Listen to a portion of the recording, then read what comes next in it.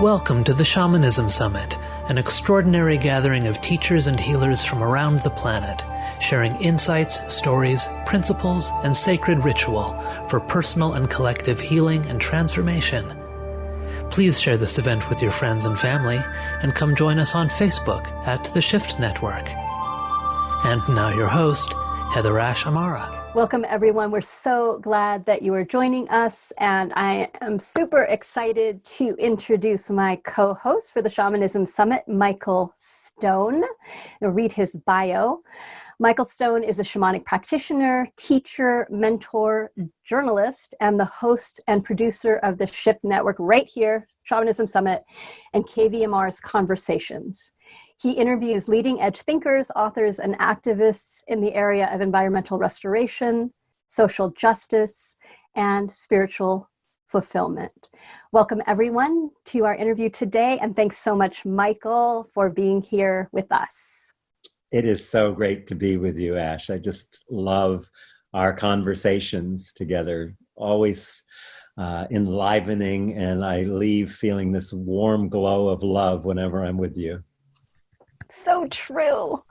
And it's always so fun to get to share both our words and our just dynamic and our love of each other with everyone else. So today we're going to be talking about the way of the mystic, ancient wisdom from the future. I love this. So I'm going to have us jump into the story you were just telling us about. Before we came on the air, Michael was like, oh, by the way, I had a near-death experience when I had my wisdom teeth pulled. And I was like, well, that might be a good place to start us, if you want. But what was your entry into this idea of mysticism? Yeah, it can lead into a lot of things. Certainly, it was something that boosted me on a path that I started. Oh my God, my first teacher, 1962 or 3, was Alan Watts. So I've been really blessed, and I'm about to turn 75 in a few weeks. And, was at an early time with Bucky Fuller and Joe Campbell and Werner Erhard and all these different teachers, Ram Dass, of course, and so many others. And that started this search. But really, I think it's important to note, people say, well, what are your credentials? And I can tell you lots of credentials of 50 years of teaching. My credentials are my trauma. My credentials are my early childhood. And that's what started my mystic search, really. And I didn't know that, of course, until I was in my really early 20s, actually, when it became clear to me. But the way it became clear at first was something's wrong, something's broken, I need to get fixed, right? And now, of course, as I tell people, there's nothing wrong, there's nothing broken. All you have to do is love the things that you've dissociated and suppressed and pushed down. And that's where the healing is accepting the way things are. But I was born into war. Both my parents were at Pearl Harbor. My father was a fighter pilot. My mother was Women's Air Force. So you can imagine what it's like to have the sky black with bombs and planes, not being able to get your plane off the ground or do anything, and seeing massive carnage. And that was, when that was my early beginning, and I was born in between the dropping of 2 atomic bombs. And then I had lots of trauma my mother completely lost it. My father completely was what they call shell shock, PTSD now. And then at 2.5, found my mother had committed suicide, and found her. And it was early years, the first 7 years were nothing but trauma. And so that has really been my gift, to, not that I would want it on anybody or want to do it again that way, but really it's always been informing my growth and my touching into shamanism and Buddhism and animism and panpsychism and all the isms that came along and have practiced and been in those things.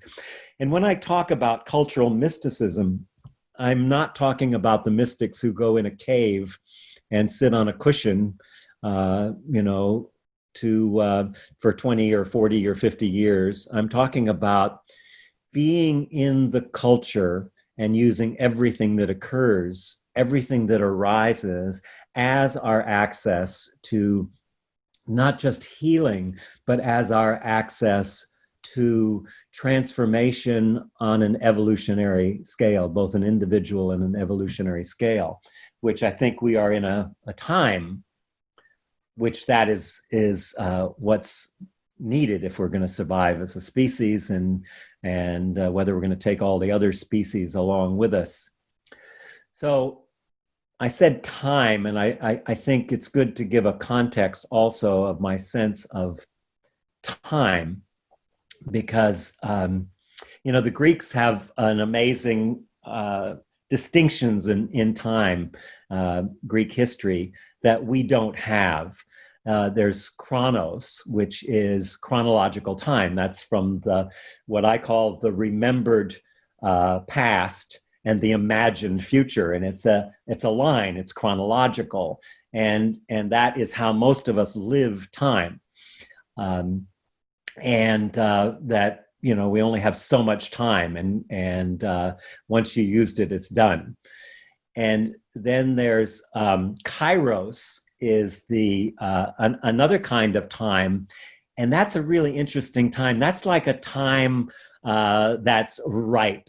It's a time of potentiality, and we're in one of those times. I think we're in a kairos moment that is it's ripe. It's right. The fruit is ready to be picked. And so there's that time. And then there's eon, which is the third of the Greek time.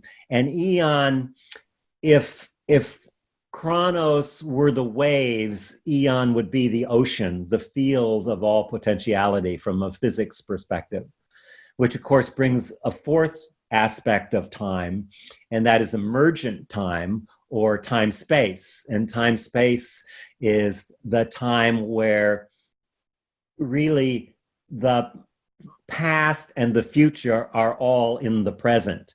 And the past that we often have in the present is frozen time, and that's frozen energy. So that frozen time keeps us stuck in our ancestral and our cultural patterns and ways of behaving that are maybe not in the highest good for our evolution. And then there's emergent time, which is also in the present, because we're always in the present, or actually the present is always there. Sometimes we're there, but not very often. And so there's that emergent time, and that's the personification of kairos. I feel that that's the place that we're leaning into, and you can hear the whispers of possibility. And whether we take the time to listen with our whole body and open to the evolutionary possibility that's here right now in the present, and actually take action in that time, because it needs to take action, then we are stepping into quantum time. And quantum time is a time of pure potentiality. So I think it's important to recognize the time that we're in is a time of great potential, as well as great upheaval and change and discomfort, as we've talked about before. So, sorry, I got off on time there, but I think it's really important to the kind of work that I do in particularly in immersion and integration work that I do in the workshops and things that I do with people. And what you're sharing is so valuable. Of what popped into my head was in India, so very deep roots. In India, there's the priests or the monks or the people that go out, and then there's the householders. And there isn't, this is better, this is worse. And what you're talking about, so much of being a cultural mystic is being a householder, using your life, not saying I renounce this life, but claiming your life as your path. Yeah. That's a good way to say it, claiming your life. Or as Mary Oliver says, what will you do with the one precious life you've been given? It's really that, and that's the moment. That's the time right now. We're in that time of that pure potentiality. And it's just really important that we stop focusing on what we don't want and what's wrong and start opening to the potential that is right here, right now. Yeah. Exactly. And to let ourselves be in that mystery. And that's something that, I love that, because I've known you for a little bit, and that in that time I've witnessed you shift and change and open even more. You were magnificent before, and there's more magnificence, which is so awesome. And so I'd love you to just share like your recent shifts around bringing in more of this idea of mysticism, blending the shamanic background that you have, and then it feels like expanding it and starting to pull in the quantum field, which is what the shamans have always known. We're just now naming it in a different way. Yeah. It's hard to, from where you are, hard to see where you've been sometimes. And the path, I've been really focused a lot in the last few years with my teacher, Thomas Hubel, and other people on soul loss from a perspective of individual and cultural trauma. And it fits into everything that I've been teaching, but it gave it a stronger context. So when we talk in shamanism, we talk about soul loss. In psychology, they would say dissociation. But what happens is that some part of our essential goodness, our essential self that we're born with, gets suppressed. And it gets suppressed because we have an amazingly intelligent nervous system that actually is our great friend, because when we have trauma, when we have something that's very scary, or some kind of abuse or molestation or these kinds of things, then the nervous system shuts down some part of us and basically freezes it. And it is no longer available in that frozen. So I often liken it to a chicken. You buy a chicken and you put it in the freezer to eat later. It takes a lot of energy to freeze it. And then it takes a lot of energy to keep it down.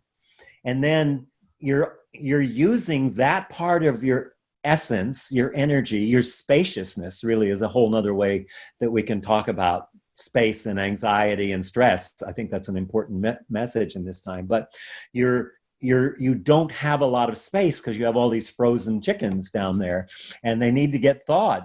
And how do you thaw them? You thaw them with love.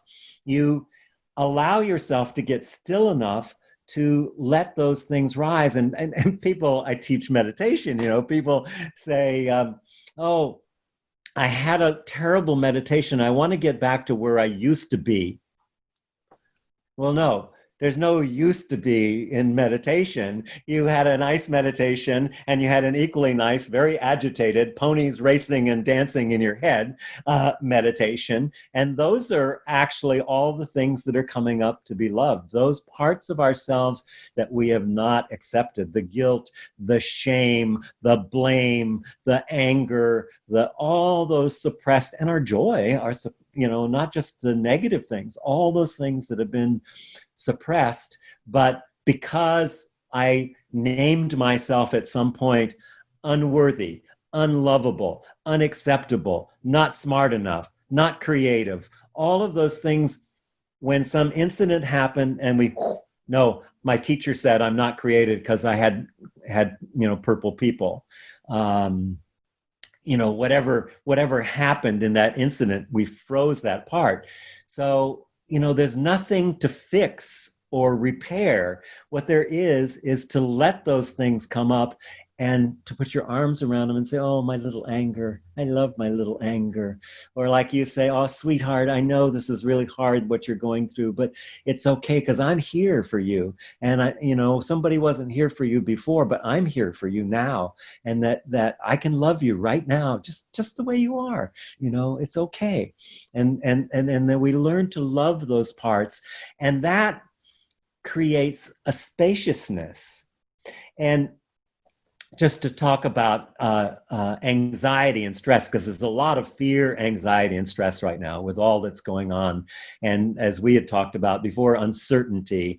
And so people are very stressed. And stress is considered 60 to 90% of all illness is stress related, which is an amazing statistic.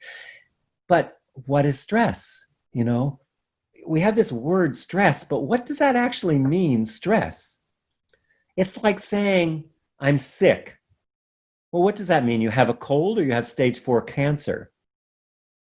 It doesn't mean anything to say I'm sick, and it doesn't mean anything when I say I'm experiencing a lot of stress and anxiety. Well, what does it really mean? It means that something is too much in my life, that the current consciousness that I'm in is insufficient to hold the amount of things that are coming into my life, and I'm not willing to let them rise and be loved. And so when I can start to do that and love these parts, including loving the not being able to love those parts of yourself that you're not willing to yet love, that's still something to love. And what does that create? It creates a spacious interiority, which creates a spacious exteriority. And that's how we reduce stress, anxiety, overwhelm, and deal with a lot of the fear that's up by inviting it in. I love Rumi's poem, The Guest House, invite it all in. And the anger, the hatred, the stress, the sorrow, the joy, bring it all in. It's a guest house. And it really is a guest house. It really is an opportunity to learn how to love ourselves. Now, the problem with loving ourselves is really an issue, though, because do you know the poet Wang Po? I don't know if you've ever heard of his poet. He has a short poem. He says, why are you unhappy? Why are you unhappy? Because 99.9% of everything you do and say is about yourself, and there isn't one. And this idea of a self, this narrative, this story that we have concocted we've gone from birth and original goodness. Our essence is goodness and kindness and connection. But when we didn't get the love and the nurturing and the connection that we needed, then we built this story. The reasons why. Whenever you have reasons why something, you can be sure there's something suppressed. There's something not invited from the guest house. So let's see, what else shall I say about that? It's back to allowing everything to arise. So part of that is the fact that we are not a singularity, that we are born into relationship. A priori to anything is relationship. From conception on, it's relationship. We don't create anything in a vacuum. The things we do are always, and one of the things that's really hard for people to grasp, and I was lucky, I grew up in the military, and I found every way I could to not damage the military, but get around anything that was hierarchical. And then, of course, I spent 25, 30 years in the corporate world. where people are very dissociated, disembodied, and don't have a connection with their feelings. But because I had a sense of how systems work, I was able to see how to at first manipulate them, but then to really see, well, this egg that I'm eating right here, how did this get on my plate? Well, how did I get the plate? And where did the egg come from? Yeah, it came from a chicken, but it came from a farm in a place. It was trucked. It was done this. It was done that. This whole, when you really look at anything, if I look at this pen, there's a whole world here. This pen was probably made in China. Parts were mined from different places around the world. So what I'm getting at is we are in one community, and to approach community from a place of separation or othering, like, okay, this is my community, and then there's those people over there, those other colors, those other languages, those other places. No, it's one community. Everything, as we've talked about before, everything that happens that we do or say affects everything else. And of course, the mystics have known this for tens of thousands of years. Quantum physics has got it about 100 years, and it hasn't yet entered the structure of our languaging, our world. So we're locked into these stories, which are linguistic constructs. They're things that we can go beyond into the emotional and the physical realm to transcend the stories that keep us stuck in habitual patterns. Long answer for a question I don't remember what it was, but anyway. Great answer. And complexity. Yeah. So I want to expand on this idea of complexity, because you shared about having complexity and basically learning how to get bigger, let the complexity stretch us. Mm-hmm. And we have these limits of language, which literally creates these particular boxes of how we look at things. But we also have our body wisdom. Mm-hmm. And this, just to continue what you're sharing, I think this is a really important piece right now, is that we allow complexity to help us get out of our head and needing to understand, and get into our body and start to trust. I can digest this complexity. I can metabolize this complexity. Your mind is not going to be able to do that, especially in English. This is sometimes a hard thing for us to even, but we've constructed our world out of our language, but that's not the world. It's a construct. To get out of the construct, we need, in a way, to learn how to get bigger, to allow the complexity to get us to finally let go of trying to figure it out, so that we can digest it in new ways. So can you share about that idea of how do we use complexity to get beyond language to actually create change? Brilliant. Yeah, it's a wonderful question. So as you know, for many years, I've taught embodied shamanism. In fact, my first shamanic teacher, lots of people don't recognize her as a shaman, but she is Gabrielle Roth. And I danced with her for close to 40 years until she died. And when I started my journey, I remember my first time I had Rolfing. I don't know if you remember Ida Rolf, but I had a Rolfer named Dub. He worked directly with Ida and ripped my body apart. And after about 2 or 3 sessions, he said to me, "Michael, you're the first person I've worked on that doesn't realize he has a body." And it was shortly after that I met Gabrielle, and I was so traumatized. I was not in my body, and I was so traumatized that I couldn't feel my feelings. And when I went to work in the corporate world, I went, oh my God, there's a lot of people like me here. They aren't in their bodies.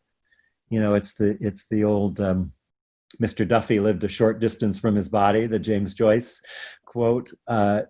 People were basically used their bodies. They were heads on sticks to go from meetings to meeting.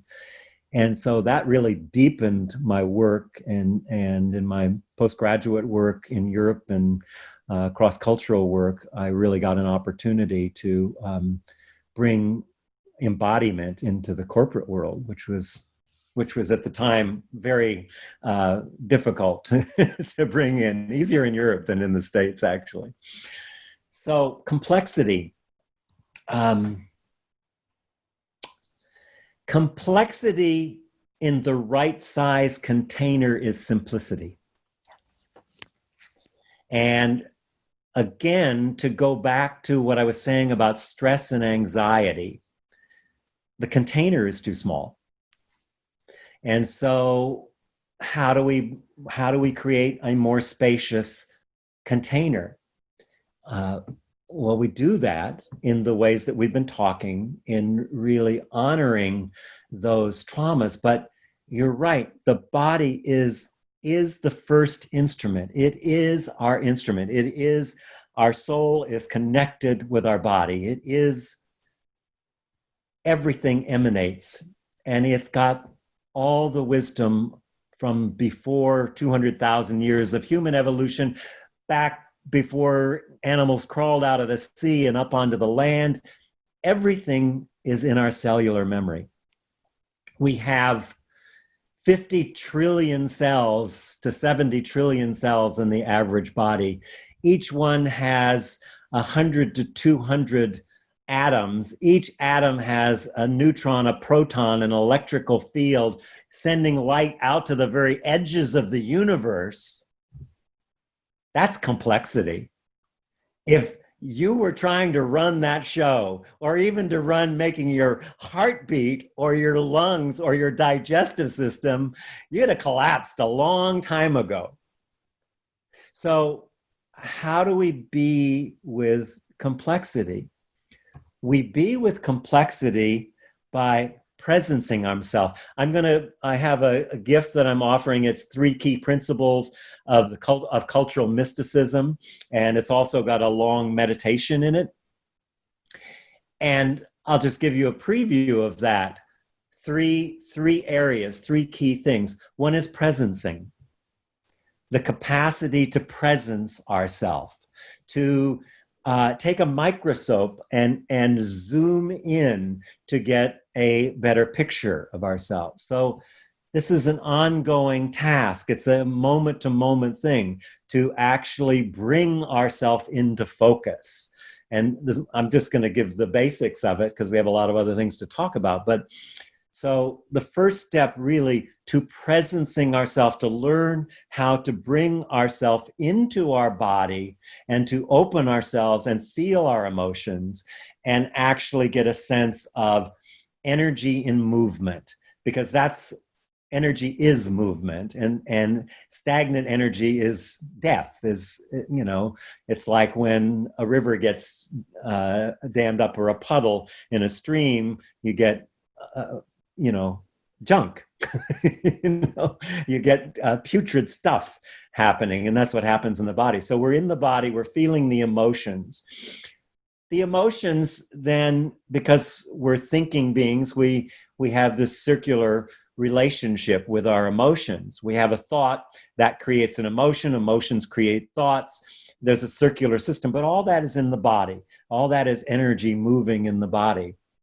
So the more aware we get, we move into the second phase of what I call the 3 keys, and that's to witness, to actually become a witness to that. And there's a place that many people here will know who meditate, of course, that there's this place where all of a sudden you're observing, you're seeing this going on, and then you have this question going, well, wait a minute, who's observing? And suddenly there's a separation. Am I 2 people? What is going on here? Because there's a witness and then there's the thing going on, but that's not the witness. So that's an important stage in the evolution of mysticism, is to hit that place where you actually recognize the witnessing versus the dialogue, the narrative that is continuous. And it's really hard to override that because you're dealing with the prefrontal cortex on one hand, which has about 40 data packets per second of information with the new brain. And then you've got the unconscious, which is streaming 40 million information packets a second. So the odds are 1,000,000 to 1 of actually being able to witness.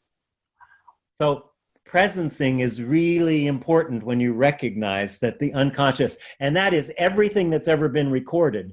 And it's not the thing that's recorded, it's the response to what happened. Because if you ask your siblings, you're telling a story, yeah, you remember when, and they'll say, that didn't happen. That's not how that happened. That happened this way. So that's why I always say the remembered past and bringing that in to observe in the present.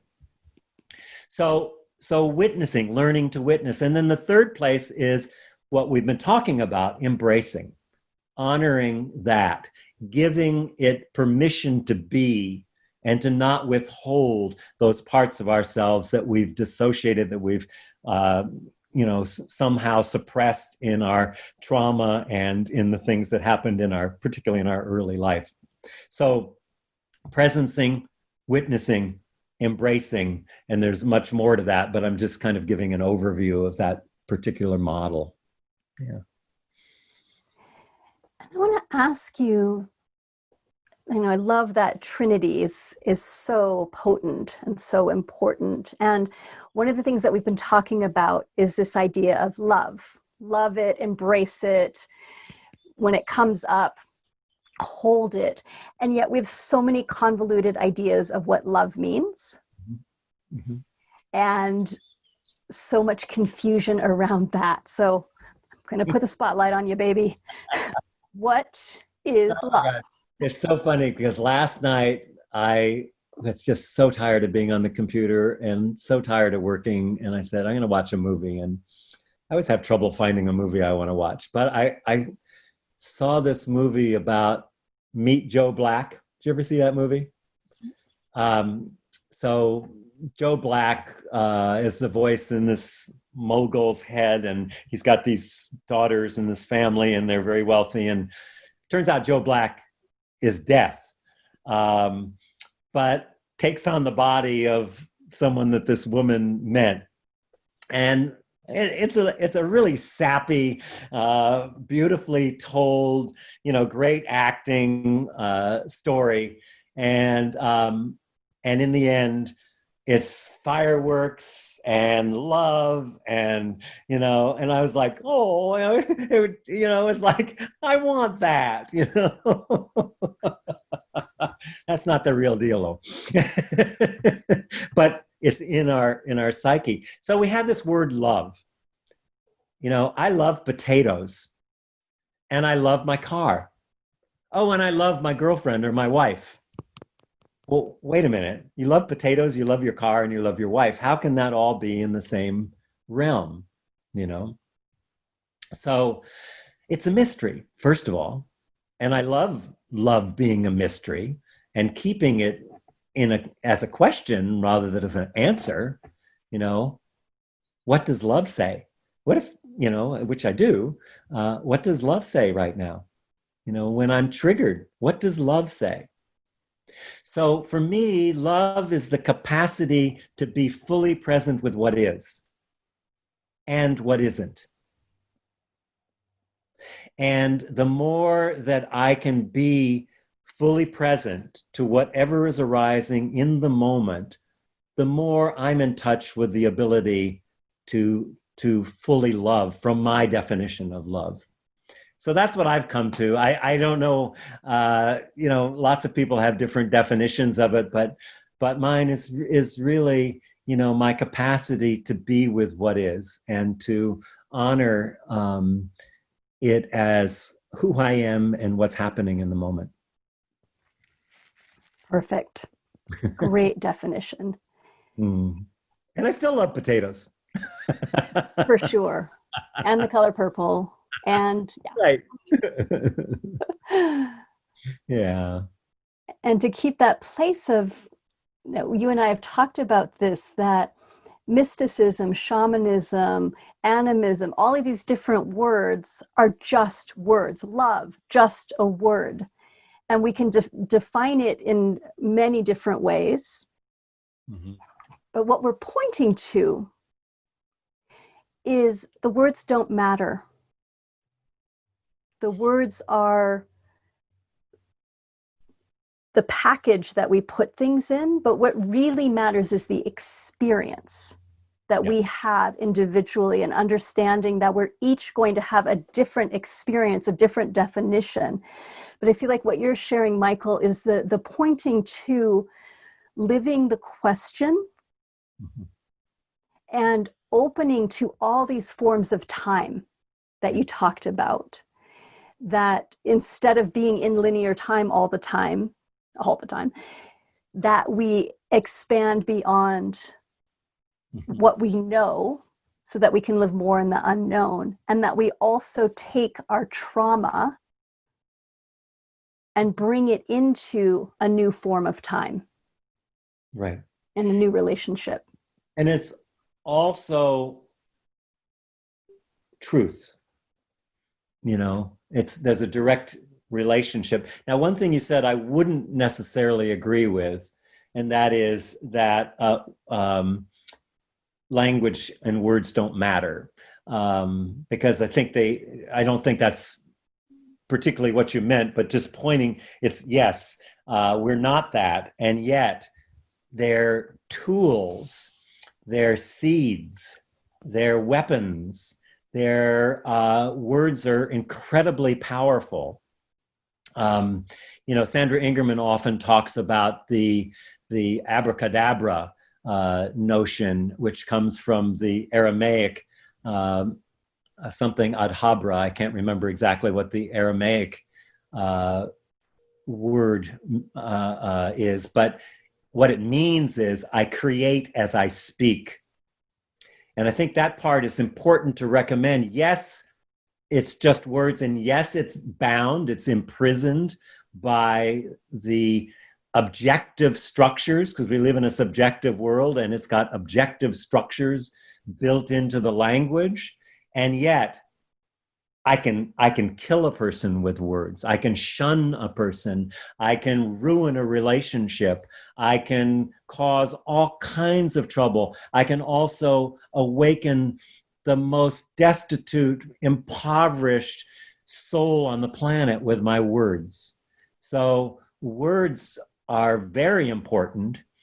I only come to that conclusion after really studying words a lot, and yet, yes, the essence of being is that flow of energy, the current, the ocean that is the eon of the Greek.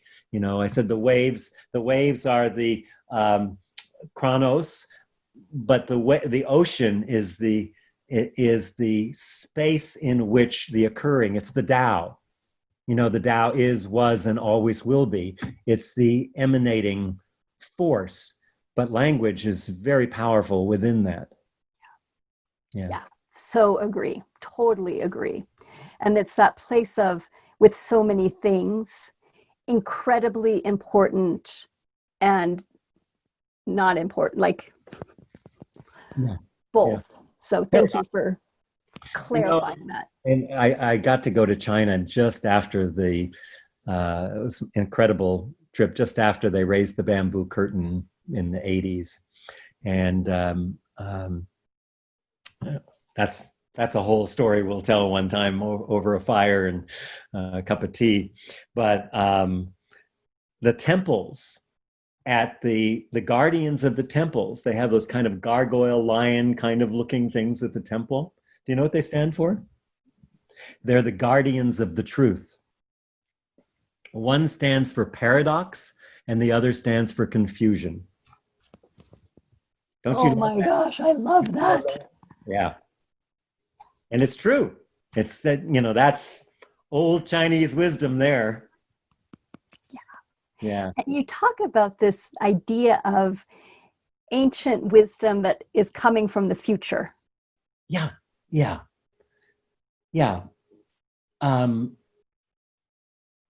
In eon or quantum time, there is nothing but right now. And as I mentioned before, the past that we have in the present,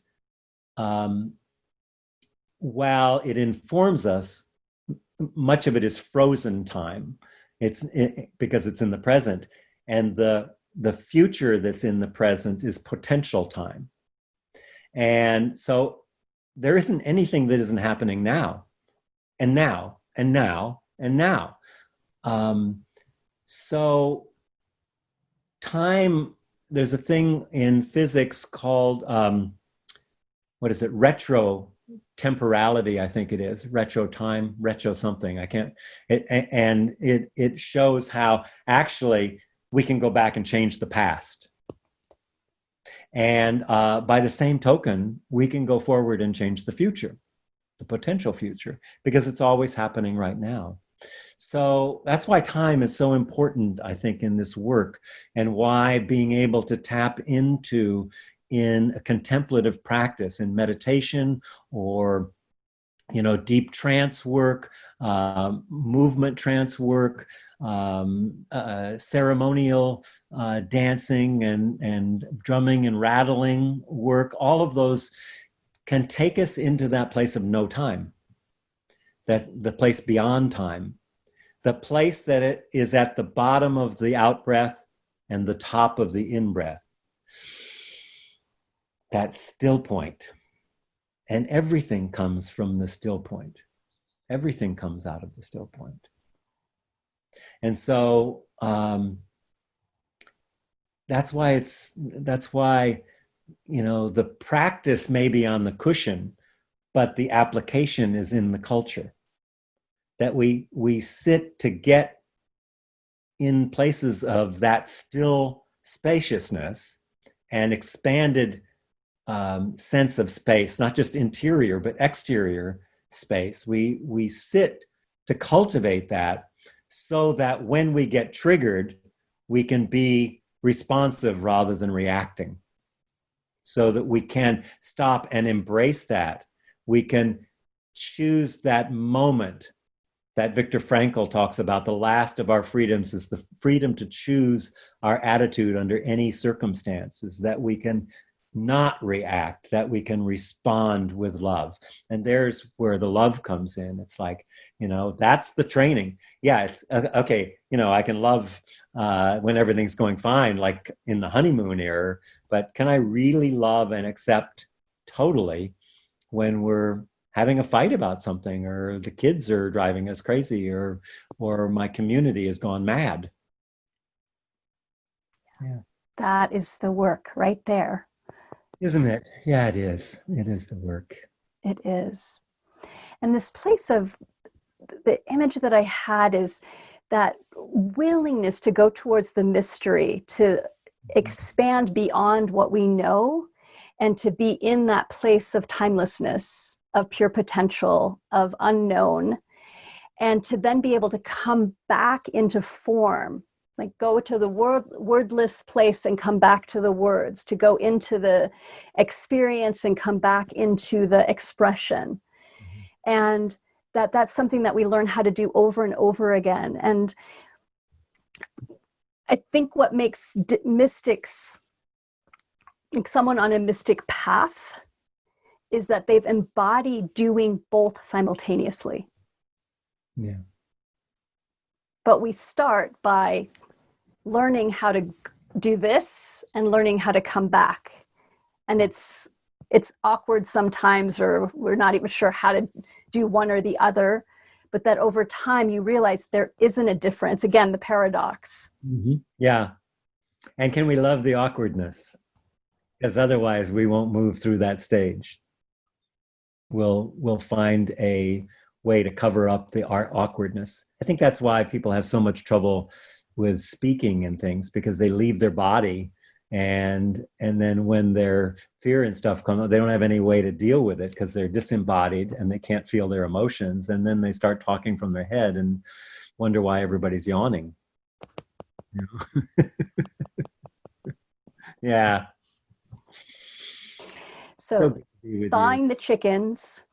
Find the chickens and thaw them out. That's the message of the day. Find those chickens and thaw them out.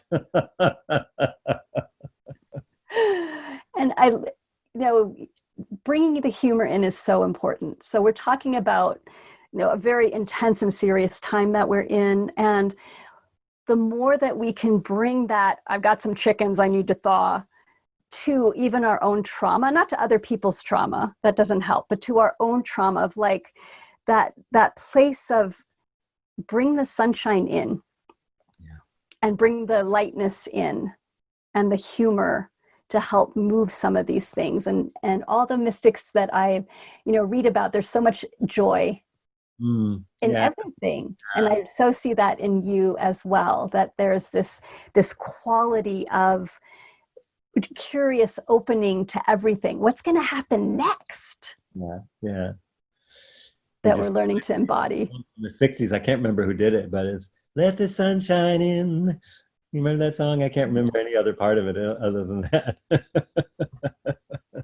May we all sing that to ourselves over and over and over again as we learn how to navigate forward. Singing is good. I don't think we talked about it much, but you talked about in your segment about ceremony and making everything a ceremony. And I think that's a really important way of staying present to, I'm lucky here living on the beach, with my outside shower every morning.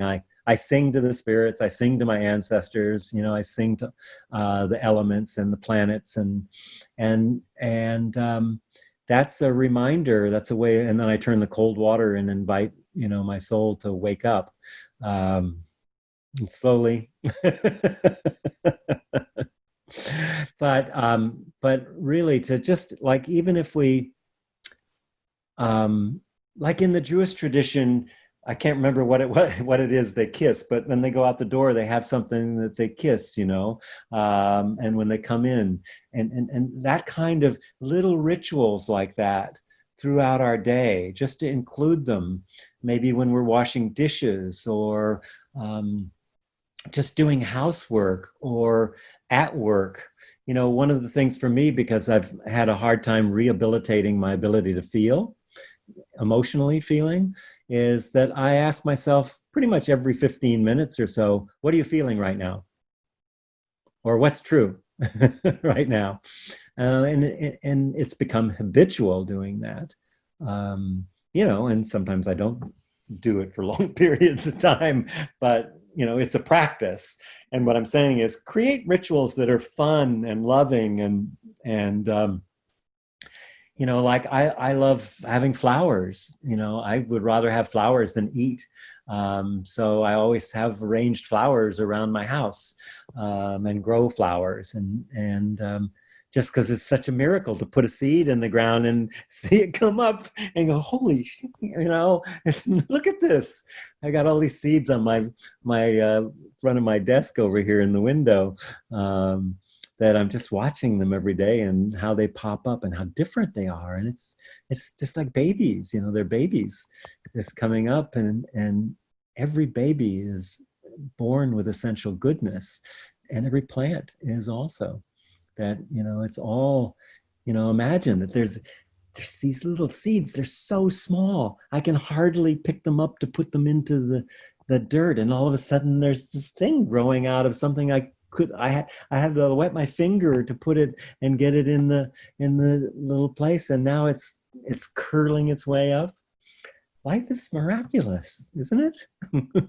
Truly miraculous. So one last question for you, and then anything that you want to close with. And going back to that seed, mm-hmm, and this idea of what's at the heart, what is it that is emerging? And so for you, what do you feel like is at the heart of suffering in the world, that we see the manifestations of? Yeah. But what's at the heart of it so that we can then navigate through? Yeah. Well, what's at the heart of it for me is the development of kindness and compassion. But what does it mean to be what's at the heart of it is maybe an even more important question of the outcome. And that is the whole message that you'll hear in Angak and other people speak of here, dropping from the head to the heart. But what does that actually mean to drop from the head of the heart? Because our heart is so much stronger. I don't know if you know the work, probably you do, of heart math, but the electromagnetic field of the heart is 5,000 times greater than that of the brain. And yet the brain has created a coup. It's taken over. And so that power is diminished, and we put all this power into the mind. But, to live into the question of, am I in my heart right now, or am I in my head? And to know what's true, you have to be in your heart. You have to, what's that country western song? You've got to stand for something or you'll stand for anything. If you're not in your heart, you can't know truth, really know truth, because there's a physical expansion when you ask yourself, is that true? And you've got a marker, like I say something that's not true, and I watch my body, and I'll feel it, my throat and my chest will go like that. And then I say something that's true. That creates a marker, so I know where I am in distinguishing what's true for me, what's true, not for the world, but for me in this moment. It's like muscle testing, the heart kinesiology, we call it, maybe. So to be able to feel the expansion and contraction of the heart, I think gives us the discernment and awakens the natural, I call it, the natural goodness, but it's really the cooperation that is in our essence, the kindness, the when you made a mud patty to take to your mom, that kind of wanting to contribute. That's the heart space. Getting the right job, getting the right education, making more money, having the right car, having the right man, having the right woman. No. All is what's here. All that's up here. And it's strategies for avoiding the suppressed traumatic parts of ourselves and our culture. And we have to realize that, what's happening in the States right now is really interesting, because the collective trauma, when you really think about what's happening in the States, look at it from the cultural trauma. We desecrated the native people. We brought slaves in from Africa. We're the first and only country to ever drop atomic bombs. We've supported illegitimate regimes, fascist regimes around the world, and took out democratically elected people, killed them, murdered them. And we put money ahead of life. There's something not normal about that, and we've normalized it. We've gotten numb to that. So dropping into the heart is to unnormalize the tragedy that's unfolding before our very eyes. Yeah, beautifully spoken. And to be able to hold the complexity of a system based in oppression and repression and privilege, and to be able to face the complexity inside of ourselves and in what's happening, like you've said, so that we can make more space for it to exist. And in that spaciousness, I feel it gets simple again, because it comes back to, how do I bring love through my actions and through my presence? Yeah. And so, change is paradoxical, You don't change by being what you're not. You change by being what you are. And when you actually are what you are rather than what you think you should be or that you want to be, but actually being what we are, and having things be the way they are right now, all the chaos, all the stuff, allowing it to be the way it is without focusing on what it should be and what they did and what we can't do and blah, blah, blah, all of that. When we own it as it is in the present, the conditions become ripe for kairos, for that emergent time to pick the fruit of possibility and share it with our community. May we come back to the circle and potential and hold all of it. Paradox, confusion, Yes. living to the truth. Yes. Thank you so much, Michael. Always such a pleasure, joy, yumminess to get to share with you. It is lovely to be with you. Thank you. And thank you all for participating. We hope that you really enjoy. We've tried to get a lot of diversity this year and go on beyond core shamanism and bring in more mystical traditions and more areas that we think would really help you in your own evolutionary path.